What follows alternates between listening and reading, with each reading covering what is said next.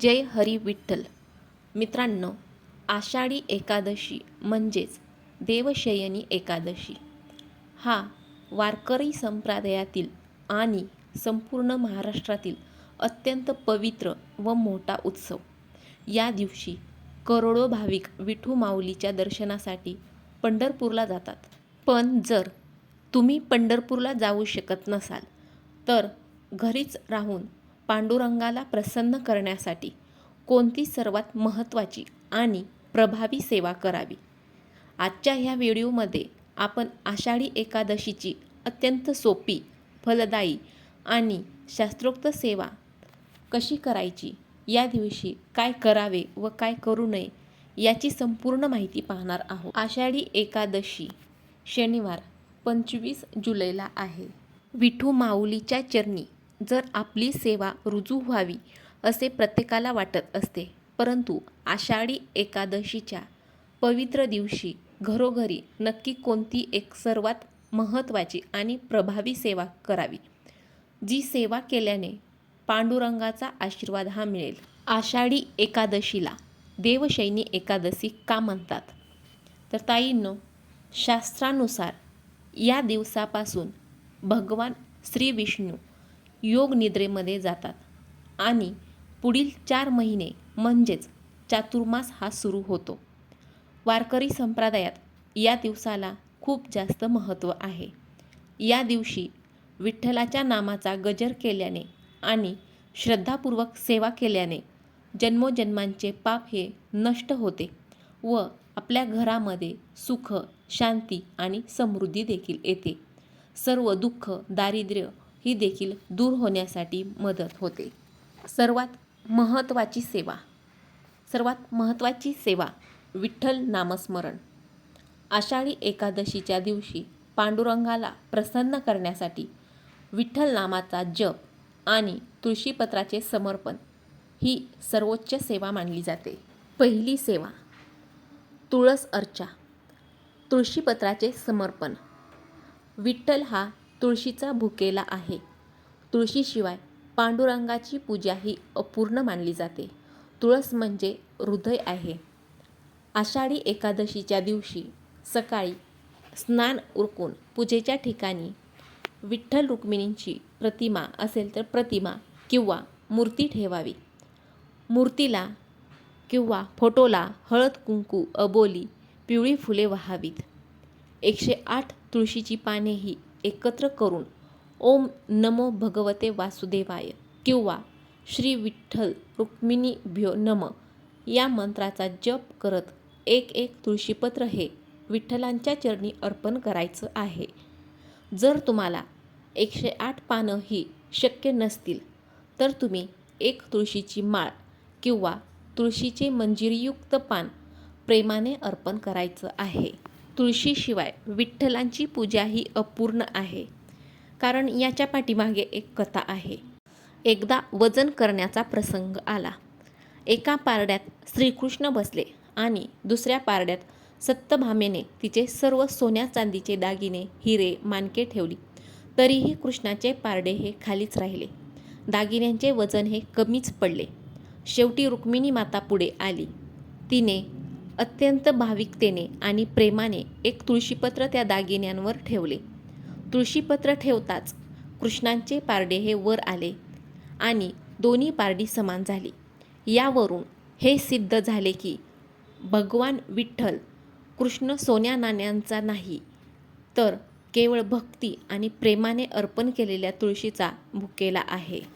तुळस ही विष्णुप्रिया आहे, म्हणजेच भगवान विष्णूला, विठ्ठलाला ती अत्यंत प्रिय आहे. तुळशीला साक्षात लक्ष्मीचे रूप मानले जाते. त्यामुळे विठ्ठलांच्या चरणी तुळस वाहिली की विठ्ठलासोबतच लक्ष्मीचाही आशीर्वाद भक्ताला मिळतो.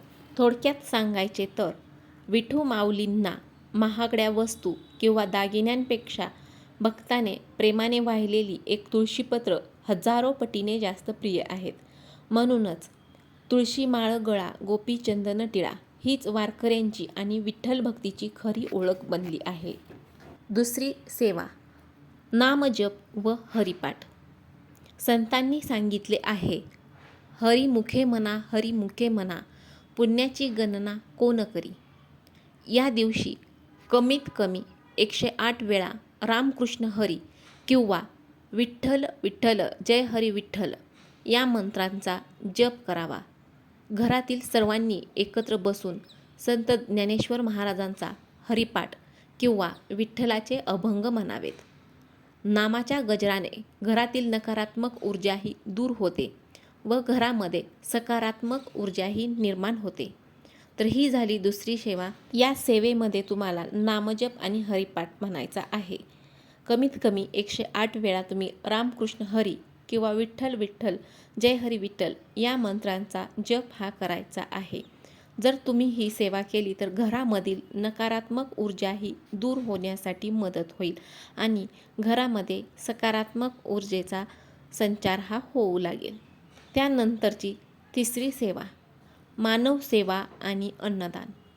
विठ्ठल हा केवळ मूर्तीत नसून प्रत्येक जीवात वसलेला आहे. तर तुम्हाला या सेवेमध्ये काय करायचे आहे? एकादशीच्या दिवशी स्वतः उपवास करताना एखाद्या भुकेल्या व्यक्तीला, वयोवृद्धाला किंवा वारकऱ्याला फराळ द्यायचा आहे, म्हणजेच अन्नदान करायचं आहे. तुम्हाला अन्नदान हे करायचे आहे. गाईला चारा किंवा गाईला गुळपोळी देणे ही सुद्धा अतिशय पुण्यदायी सेवा मानली जाते. या दिवशी तुम्ही गोसेवा देखील करू शकता. गाईला तुम्ही चारा किंवा गुळपोळी ही देणं सुद्धा अतिशय पुण्यदायी मानलं आहे. तर ही देखील तुम्ही सेवा करू शकता. त्यानंतर तुम्ही आषाढी एकादशीची सोपी पूजाविधी घरी कशी करायची आहे? तर सकाळची घर स्वच्छ करून मुख्य दरवाजासमोर रांगोळी काढायची आहे. पूजा तुम्ही जिथे मांडणार आहात तर त्या ठिकाणची स्वच्छताही करायची आहे आणि त्या जागी शुद्ध तुपाचा दिवा आणि धूप अगरबत्ती लावायची. विठ्ठलांना लोणी, साखर, फळे आणि तुळशीपत्राचा नैवेद्य दाखवावा. त्यानंतर संध्याकाळी पुन्हा दिवा लावून आरती करावी आणि युगे 28 विठूवरी उभा आणि येऊ ओ विठ्ठले माझे माऊली ये या आरत्या ह्या भावपूर्ण म्हणायच्या आहेत. ह्या काही सेवा आहेत अत्यंत महत्त्वाच्या परंतु प्रभावी अशा सेवा ह्या तुम्ही आषाढी एकादशीच्या दिवशी करायच्या आहेत. जर तुम्ही ह्या सेवा अगदी मनोभावे केल्या तर तुमची सर्व दुःख दारिद्र्य ही दूर होण्यासाठी ही मदत होईल. एकादशीला काय करावे? दिवसभरामध्ये जास्तीत जास्त शांत आणि प्रसन्न राहण्यासाठी प्रयत्न करावा. विचार हे सात्विक ठेवावेत आणि विठ्ठलांचे भजन कीर्तन हे ऐकावे.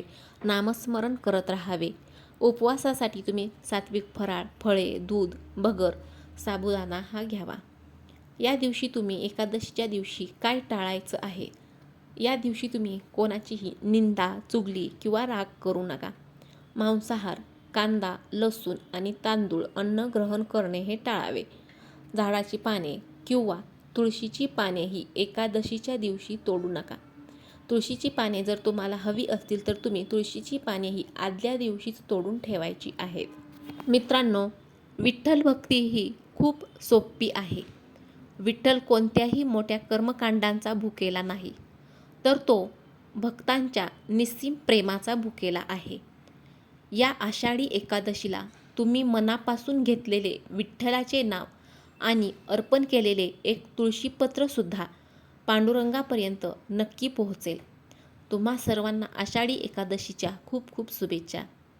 कमेंट बॉक्समध्ये जय हरी विठ्ठल किंवा रामकृष्ण हरी लिहायला विसरू नका. व्हिडिओ आवडला असेल तर लाईक करा, तुमच्या मित्रपरिवारासोबत शेअर करा आणि आपल्या चॅनलला नक्की सबस्क्राईब करा. धन्यवाद.